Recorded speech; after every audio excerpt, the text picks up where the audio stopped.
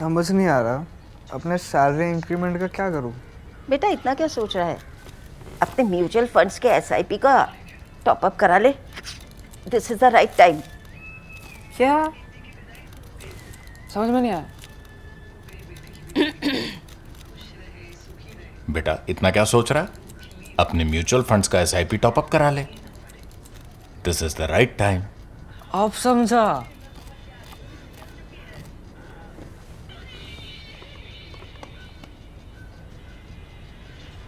Mutual fund investments are subject to market risks.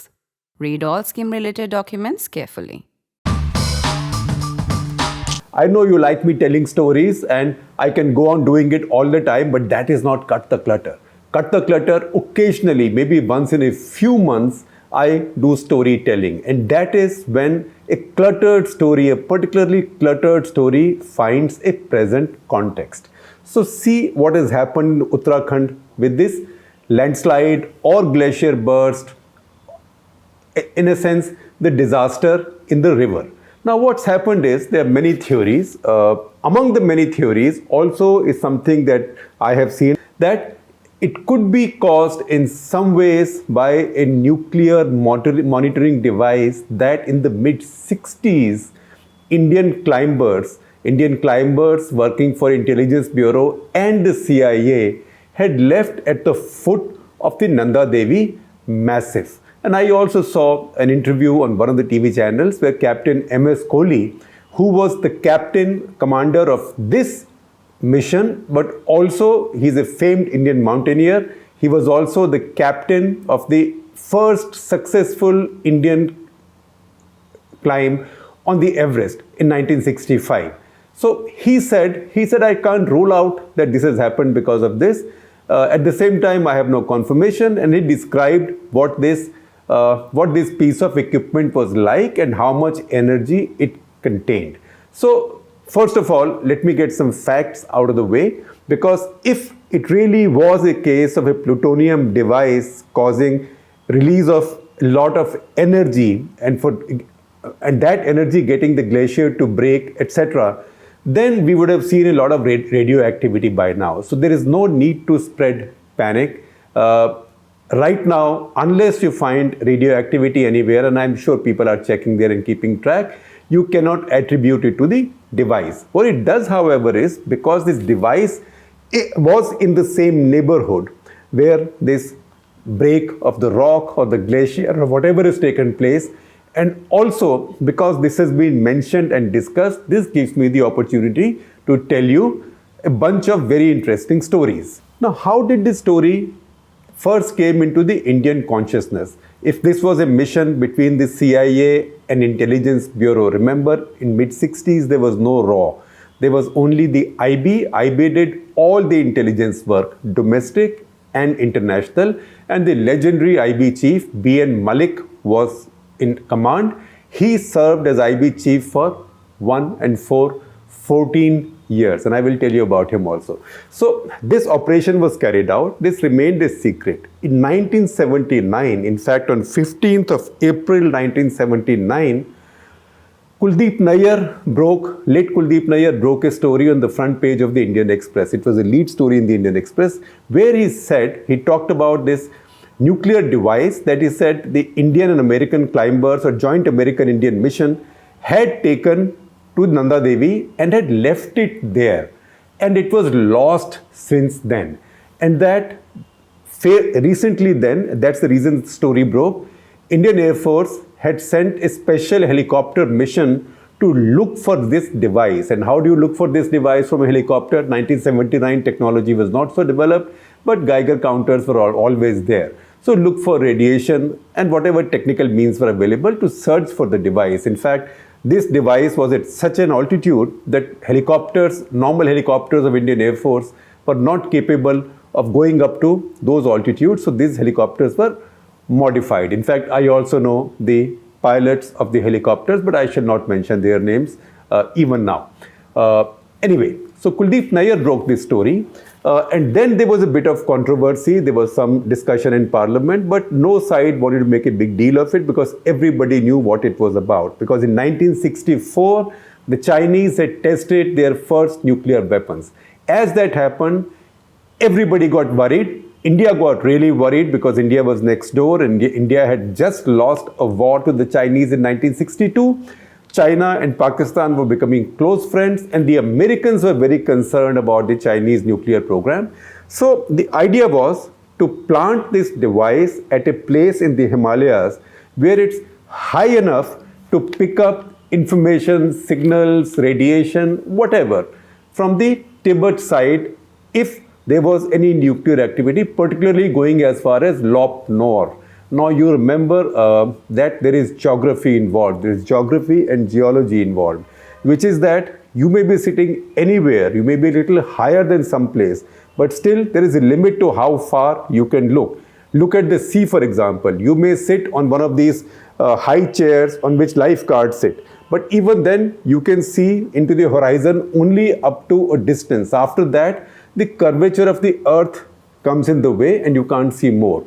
So the higher you are, the further you can look and the further you can monitor. So the idea was to put this device high, as high as possible. Second, once you left the device, you had to forget it because you were not going to link it to a generator, or you were not going to link it to a diesel power plant, or you were not going to take a mains line from the planes. It's not possible at those altitudes. So this had to have a source of energy that will last more or less forever. So as Captain Kohli said in his TV interview just last week, he said that the batteries that this device had radioactive material to last them 100 years, which means the batteries could still be there. So this device was to be planted. So what happened was that this device was taken by Indian climbers because no American climbers were allowed to go on this trek. Indian climbers, India's ace Himalayan climbers went on this trek, and I will give you their names. What happened was this was a little late. 1965 was the successful Indian Everest mission. This was towards the end of the climbing season in 1965 that they went to Nanda Devi. As they went to Nanda Devi, they were still at the base camp when a blizzard struck the base camp. So heavy was the blizzard that they had to come back from there. And what did they do when they were coming back? They said that this is very heavy equipment. This was dismantled in pieces. So these climbers were separately carrying these pieces. Now to carry it back and to take it up. And they also had a communication engineer, Mr. Bhangu, I will tell you about him, whose job it would have been then to put these pieces together and to get this equipment functional by joining the various pieces. So what they did was they put this equipment or its pieces under some kind of shelter and protection and came back, thinking that this is the base camp, we know where it is. Next climbing season, because this climbing season is ending, next climbing season we will come back, again find this and haul it up to Nanda Devi. What happened was when they came in the next year, they found those equipment pieces were not there. So presumption was that they had been swept away by an avalanche. So since then the belief is that this equipment is lost, but there is always a fear that maybe it's sitting somewhere there. One day will start leaking radiation, can pollute the entire Ganga system. I mean, that is an alarmist view, but still there is a lot of radioactivity there. So that equipment is lying somewhere there. Has it died? Has it been crushed? Has it been destroyed? We don't know. And that is why this theorizing, every time something happens in those Himalayas, these theories come back. That maybe it is that IBCIA equipment which had disappeared, that has gone rogue. But once again, there is no scientific evidence. Now, I told you I'm doing storytelling, so I will do storytelling. So this story surfaced in 1979, 15th April, as I said, with Kuldeep Nayyar's Newsbreak. Then it died out a little bit. Then in 1983, when I came to Delhi to work with India Today magazine, this story again came up in some ways because what the Americans have, they have a good habit or a bad habit, very good for journalists. They keep declassifying even their high security stuff in the course of time. So they were declassifying more stuff in early 80s. Among those declassified documents were also two references. One reference was to how America sought India's help and Nehru agreed to set up a U-2 spy plane base in India to spy over the Tibetan mountains across into China, because India had no way of knowing what was going on in China, and at that point satellites were not the instrument for doing this. You needed high altitude spy planes, and Americans had these big huge spy planes which could fly very high, go long distances. In fact, one of those was shot down over Soviet Union, and its pilot Gary Powers was taken prisoner as well. That was a famous incident. So the story was, did the Americans set up this base in India? So Indrajit Badwar, who used to be the Washington correspondent then of India Today, he broke this story from Washington from these documents. And I was following up this story in Delhi at a time when we were also writing a cover story on a big spying espionage story scandal called the Larkin's spy scandal, and I will tell you about that. So Larkin's spy scandal, because foreign agencies were involved, and the Larkin's brother, one a major general, one an air vice marshal, who apparently were working with the CIA and French intelligence to take out blueprints and manuals of India's MiG series aircraft to sell to them for money. They had been arrested. So while we were doing that, these intelligence operations were in the news, and that is when this YouTube story came out. As the YouTube story came out, once again new references came out of this IB CIA operation, because already by 1983 people had forgotten that there was a time when CIA and the Indian intelligence, in that case Intelligence Bureau, were running joint operations targeted at the Chinese, because our impression has been, and our generation in particular, and even more so generations after us, have seen America as a Cold War adversary. They have not thought of America as an ally of a certain crucial period in India's history. So I went following up on this story, and who did I reach out to? I reached out to a gentleman called Mr. B.N. Malik, whose name I just mentioned to you. B.N. Malik, as I mentioned to you, was the Intelligence Bureau chief for 14 years, and he worked under Nehru, and really was a scholarly man, very controversial.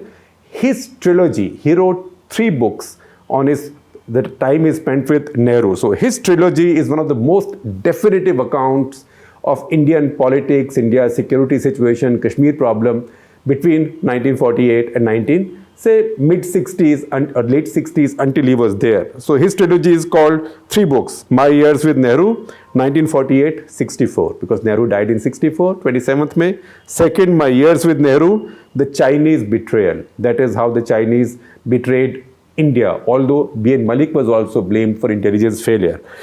And third, My Years with Nehru, just Kashmir. So if you can find these on libraries, these are out of print, please check these out. These are great books. So I called him and he took my call, and he said, okay, come and meet me.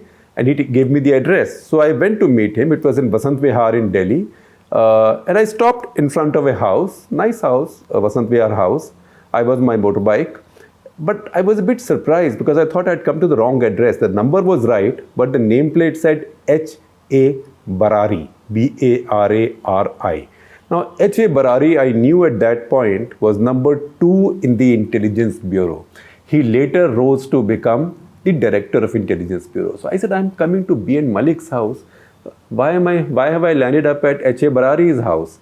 So I was still looking, sort of peeping into the house, that I saw an old man in a golf cap sitting in a lounge chair. And he said, come in, young man, park your motorbike outside, come inside, you are in the right place. So this was Mr. B.N. Malik, the legendary Mr. B.N. Malik. As we discovered, Mr. Barari was his foster son-in-law. So I sat with him, and a lot of the older people, when they find young reporters coming to them long into their retirement, they also love to tell stories. So he engaged with me on this story, both on Nanda Devi's story and the YouTube story. So I will tell you the YouTube story first. I told you there is clutter in this, because my immediate context for reaching out to him was the YouTube story. And linked to that was Nanda Devi, because I also wanted to ask him how closely did the IB under him work with the CIA, and what was the trust level between us, India, and the CIA, because that is not something that people remember very well. People have seen the CIA always to be an adversary, except lately now India and America call each other their strategic allies. So this is different. Post-Vajpayee, history has changed.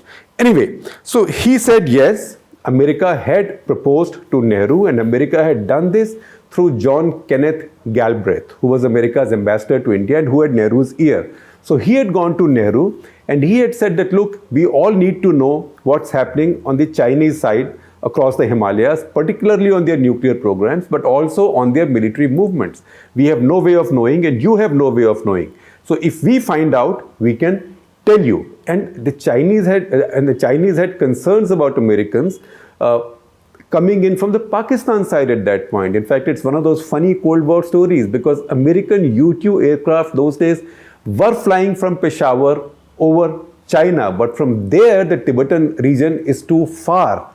In fact, Gary Powers, who got shot down over Soviet Union, had flown from Peshawar. That led to a big threat also from the Soviets to Pakistan, but we are going deep into the Cold War. Let's come back to India. So the place they chose, the Americans wanted to choose for this joint operations, surveillance or airborne surveillance or spying mission, was a place called Char Bhatia in Odisha.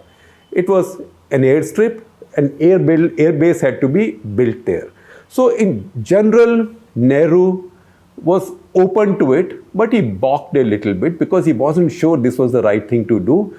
Because suddenly for India to have joint intelligence operations with America coming out of at the peak of the Cold War, coming out of India's obsession, Nehru's obsession with non-alignment, this was tough. So Malik said that he sent Galbraith to meet Malik. He came to meet Malik. Malik also fobbed him off.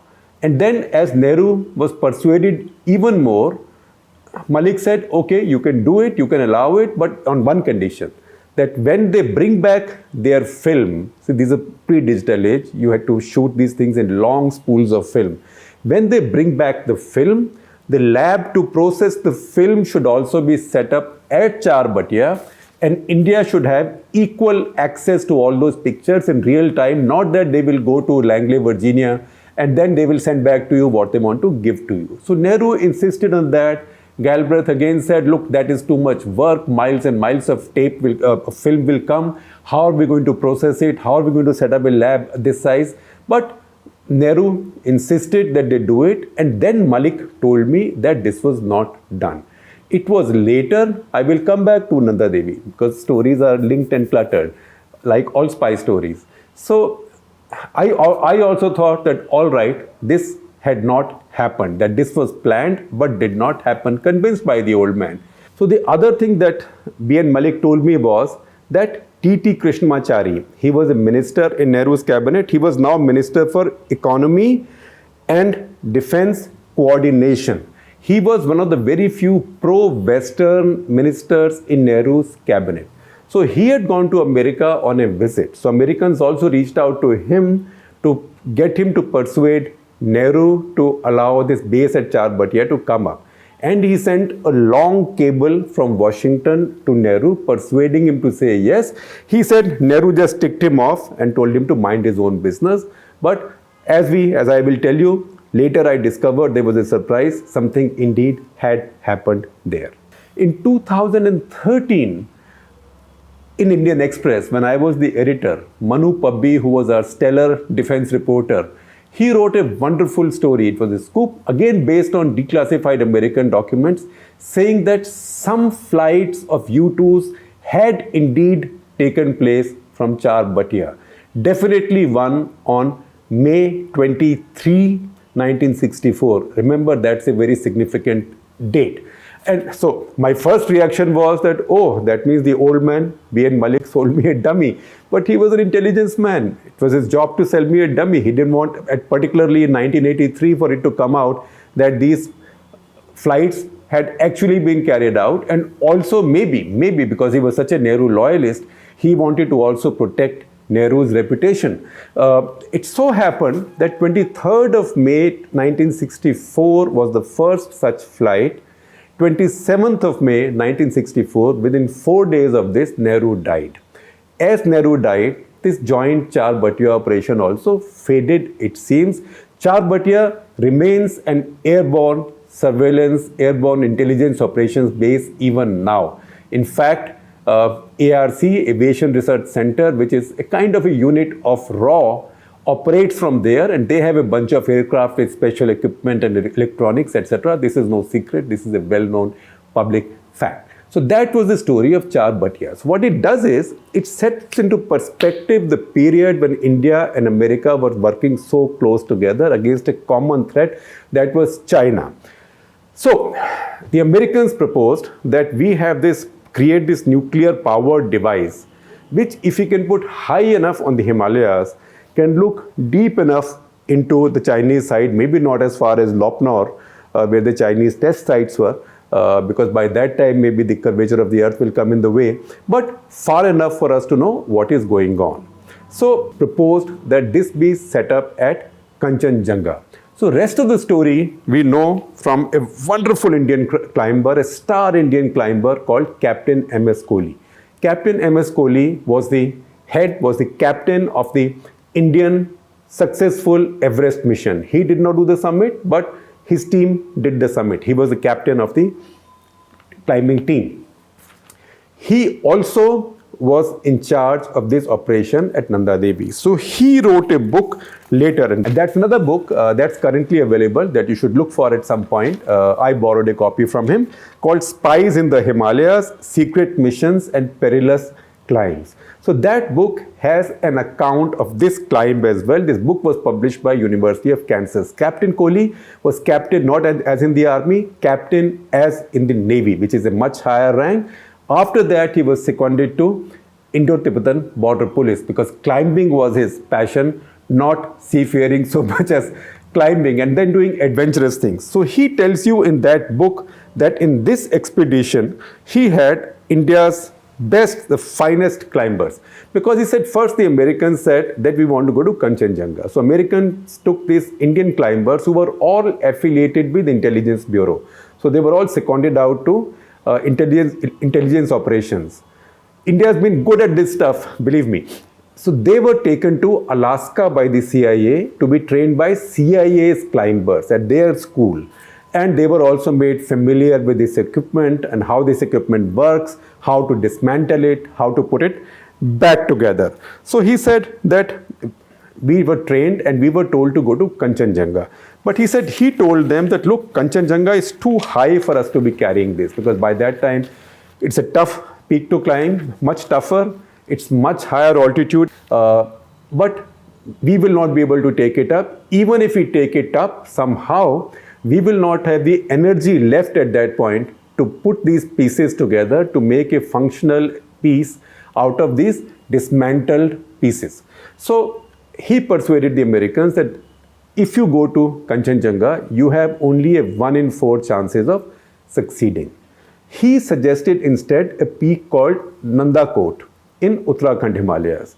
But the Americans then said, CIA said, that's fine, we know it's an easier peak, but the altitude is not enough. I'll give you the altitudes. But the altitude is not enough.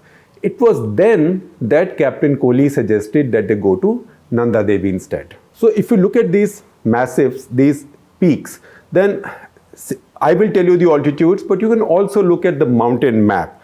So Nanda Kot is 22,150, high but not high enough to look deep enough inside Tibet. Then Kanchenjunga would have been the best, 28,169 feet, but again degree of difficulty was too high. So as a compromise, Captain Kohli suggested Nanda Devi, which was 25,643 feet. So what Captain Kohli did was, he picked up the best Indian climbers. There was Sonam Gyatso, who he calls the finest Indian climber ever. Sonam Gyatso, Harish Rawat, Sonam Wangyal, and also G.S. Bhangu. G.S. Bhangu was a communication officer who was seconded out to Intelligence Bureau. So I wrote an article about this. I write an occasional series called First Person Second Draft. When I revisit some stories I might have done in detail in the past where new things come up, so I have a story to tell retrospectively. So I wrote this piece in 2013, and which I updated later, and I am sharing that with you as a link. You can read that. So I called Captain Kohli then, and he told me about his book, etc. But he also told me, I asked him, what mistake did you make? Did we make any mistake as to why this device was lost? He said, yes, we made one mistake. We trusted the Americans and CIA, their knowledge and expertise too much. We should have relied more on our own knowledge and understanding. Now, what that is, you can ask him. Maybe he will talk more in detail about that. We will know. He also told me a delightful story of how Sonam Gyatso, who was the finest climber, he says, who he ranks as the finest Indian climber, he said he had one weakness, which is not unique, alcohol. And the delightful story he tells is that supplies for them were being airdropped in the mountains when they were on the climb. And one of those supply missions also brought them crates of American beer. And it so happened as the crates were dropped, they broke and cans of beer spread out. And Sonam Gyatso thought it was too much of a waste to leave this behind. So he started drinking them, and he could only be stopped when he was on his number 9 or number 10. Of course, Captain Kohli goes on to tell me that in 1983, Sonam Gyatso died of cirrhosis of the liver. Now that we're telling you stories, I will top it up with one more spying story. Again, not exactly related to this, but that's how spying stories work out. Now, what was this Larkin's scam in 1983? This was one of the first stories I did when I joined India Today in Delhi. So it was in 1983, towards the winter, that Major General Frank and Air Vice Marshal Kenneth Larkins, both brothers, senior officers, both were arrested for spying. And what was the charge? That they were trying to steal or buy manuals of the various versions of MiG aircraft with Indian Air Force and passing them on to the French and the American intelligence. In fact, the French military attaché at that point had also withdrawn from India. So it was in the maze of this complex spying, espionage stuff that I also got onto the Char Bhatia story. But what was the Larkin story? I will tell you in 2 minutes. So these two brothers, senior officers, they were under suspicion, living beyond their means or doing something, some hanky-panky. So Indian Air Force and intelligence set up a trap for them. This trap was being monitored directly by Mrs. Gandhi, by Indira Gandhi. What happened then was that they selected one Air Vice Marshal, and Air Vice Marshal S. Raghavendran, who was in the Air Headquarters. He was a decoy, the chief decoy. There was a deputy decoy under him who was a serving group captain, and in a minute I will tell you who he was. He was a serving group captain, also a MiG pilot, a MiG veteran. So the trap was that Air Vice Marshal Raghavendran would start pretending that he was disgruntled, he was upset, he was bored with his desk job, he was fed up with life. So soon enough, and he had worked under Air Vice Marshal Larkins earlier, so there was quite a bit of familiarity there. So in the course of time, he got approached by the Larkins brothers with the offer, saying that if you give us manuals of MiG-23 aircraft, we'll give you 30,000 rupees. So that job was given to the group captain to do it. It was all being done as part of a trap. And when finally he was to turn over this so-called manuals, obviously not genuine or whatever it was, to the Larkinses, Mrs. Gandhi was informed and she gave permission for this operation. So this decoy operation was carried out, and then many more such operations were carried out. These were all monitored by our own counterintelligence people. Finally, the Larkins brothers were arrested and convicted and given long sentences. Frankly, I don't know what happened to them after that. Now, finally, who was the group captain, the MiG pilot, MiG-21 pilot, who was the decoy who carried out this very difficult and tricky job? His name then was Group Captain Jasjeet Singh. He rose to be Air Vice Marshal Jasjeet Singh, among our finest strategic thinkers, also a director of IDSA, Institute of Defense Studies and Analysis, also served after that as consultant editor for strategic affairs for us at the Indian Express on our opinion pages. So that is how you find these espionage stories work out and they get interlinked.